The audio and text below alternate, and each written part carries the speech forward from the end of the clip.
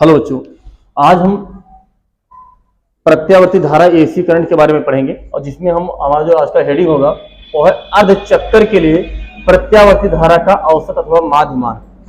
अब औसत अथवा माध्यमान निकालना पड़ा क्यों, ये समझिए। पहले सबसे पहले देखिए, जो एसी करंट चलती है अपने इंडिया में वो कुछ इस तरह से चलती है। अब धारा का मान धीरे धीरे घट बढ़ रहा है, उसके बाद घट रहा है। तो जब चीजें पूरी लगातार घटती और बढ़ती हैं तो वहां एक औसत मान ही निकालना पड़ता है। ठीक है, उसका माध्यमान ही उसका मान होता है। अब यदि हम पूर्ण चक्कर के लिए निकालेंगे तो देखिए, जितना इधर प्लस होगा उतना दूसरी साइड में माइनस हो जाएगा, तो ये शून्य आएगा। औसत मान क्या आएगा? शून्य। ये कन्फर्म है। लेकिन यहां 0 से लेकर यहां तक 100% है, तो पहले धीरे धीरे बढ़ रहा है फिर घट रहा है, तो जाहिर सी बात है कि जो उसका माध्यमान है वो कहीं बीचवा में ही आएगा। तो चलिए देखते हैं। पता होना चाहिए कि फार्मूला जो औसत मान का होता है वो ये होता है। अब ये है क्या? I average equal to integration of I into D T upon integration of D T. ठीक, हमें अर्ध चक्कर के लिए निकालना है, इसीलिए हम लिमिट लगाएंगे 0 टू टी बाई 2। आधे साइकिल की लिमिट क्या होगा? 0 टू टी बाई 2। अब देखिए, हम लोग को पता है कि I equal to I zero sine omega T होता है। ओमेगा क्या है? कोणीय वेग है। टी क्या है? टाइम है। आई जीरो इसका अधिकतम मान या पीक वैल्यू है। वैल्यू पुट करते हैं यहाँ की, इधर लिखता हूं, इधर से शुरू करते हैं। I average equal to integration of I into D T integration of D T limit 0 to T by 2। तो यार समझ लीजिए कि ये अर्ध चक्कर के लिए इंपॉर्टेंट है। ऐसे सवाल आते हैं। हमने टी बाई 2 लिमिट क्यों लगाया? क्योंकि ये अर्ध चक्कर के लिए निकालना है, इसीलिए टी बाई 2 लगाया गया है। ठीक है, हम लोग को पता है कि आई इक्वल टू होता है I zero sine omega T. Value put कीजिए आई की, 0 टू टी बाई 2, आई का मान आई zero sine omega T upon D T का तो टी हो जाएगा, डी टी का इंटीग्रेशन क्या होगा? टी होगा, और लिमिट लगाएंगे 0 टू टी बाई 2।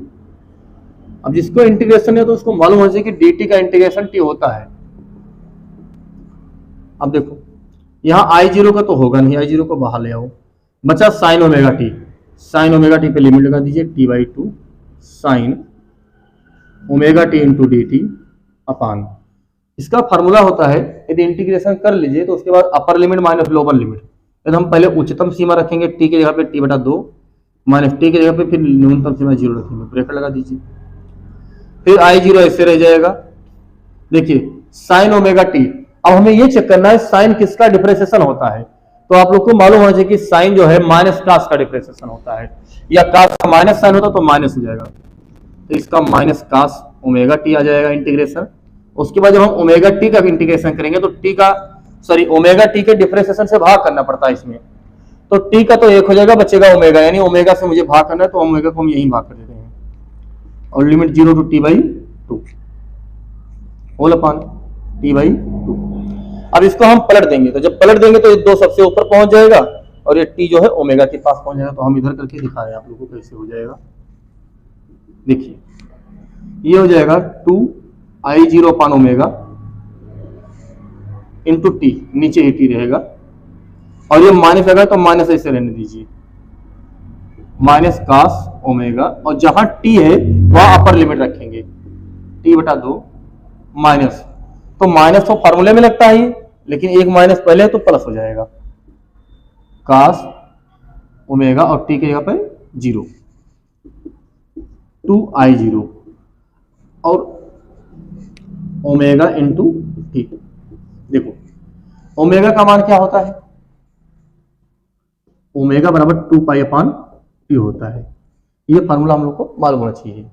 तो जिधर ओमेगा है वहां T upon 2 pi upon T रखेंगे, 2 पाई अपान टी, यहां भी minus cos 2 pi upon T into T by 2 plus 0 से गुणा होगा 0 तो कास 0 कौन सा आ जाएगा, टी से टी मर गया, 2 से 2 मर गया, यहाँ टी से टी मर गया, 2 से 2 मर गया, बचा क्या? I zero upon pi minus cos pi plus cos 0।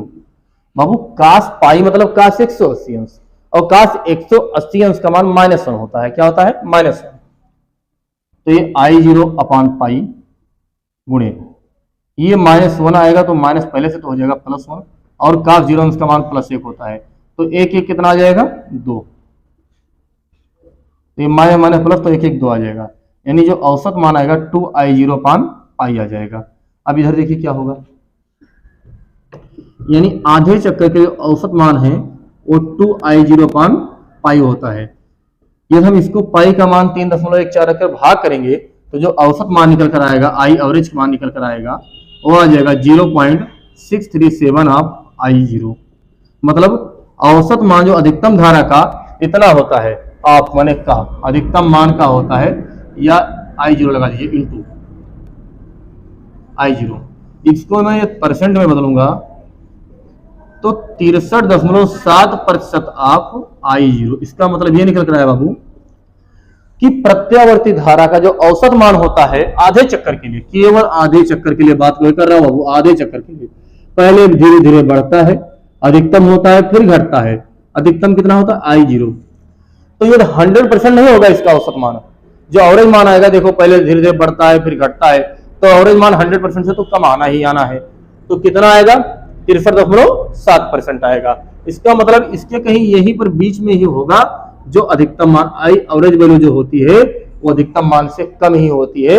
और कितनी होती है अधिकतम मान का 63.7% होती है। दोबारा देख लीजिए, ये औसत मान का फार्मूला है, मैंने आधे चक्कर के लिए निकाला। पूर्ण चक्कर निकालने का कोई मतलब नहीं होता है, यदि आपसे एग्जाम में निकलवाता भी है तो कुछ नहीं करना है, केवल जहां लिमिट t/2 रखे वहां t रखेंगे, कटकर सब 0 आ जाएगा। कैसे, जब यहाँ t रखेंगे तो ये t आ जाएगा, जैसे ये t से t कटेगा 2 पाई, और cos 2 पाई का मान होता है 1, ये -1 आएगा, ये +1 तुरंत करके यहीं से 0 आ जाएगा, और कहीं कोई फर्क नहीं पड़ना है, केवल लिमिट पर जाना है बस। अधिकतम मान का तो वो 0 आ जाएगा, एवरेज मान 0। वैसे भी आप देख सकते हैं जितना पॉजिटिव डायरेक्शन में गए हैं उतना दूसरे साइड नेगेटिव में गए हैं, तो औसत मान 0 ही आना है, ये कंफर्म है। ठीक है, तो यहाँ पर एवरेज मान अधिकतम मान का 63.7% आया। यहाँ क्या किया गया, upper limit minus lower limit, i0 को मैंने बाहर कर लिया है। साइन ओमेगा टी का माइनस cos ओमेगा टी होता है, फिर ओमेगा टी के डिफरेंशिएशन से भाग करेंगे तो dt है, dt यानी t का 1 हो जाएगा, ओमेगा बाहर आ जाएगा। इसको हम पलट के यहाँ ले जाएंगे, फिर upper limit minus lower limit कहाँ रखते हैं, जो जिसके सापेक्ष करते हैं, यानी t के सापेक्ष करते हैं, यहाँ लिख देंगे। t के सापेक्ष समाकलन करने पर t/2 रखे, यहाँ 0 रख दिया गया। फार्मूले में माइनस लगता है, लेकिन माइनस पहले से था इसीलिए बीच वाला मैंने 0 कर दिया है। ओमेगा का वैल्यू 2 पाई बान टी होती है, ये t/2, t से t कटा, 2 से 2 कटा, ये cos 0 हो गया। ठीक, cos पाई का मान -1, 1 माइनस वहां से आएगा, 1 ये प्लस हो जाएगा, प्लस हो गया तो 2 बाहर आ गया। यहाँ ओमेगा का वैल्यू 2 पाई बान टी, t से t कैंसिल, 2 से 2 कैंसिल, यानी 2i0 अपान पाई होता है औसत मान आधे चक्कर के लिए। ठीक है बच्चों, बस ये आपका आधे चक्कर के लिए औसत मान था, जो कि बोर्ड परीक्षा में संभावना है कि आ जाए। धन्यवाद।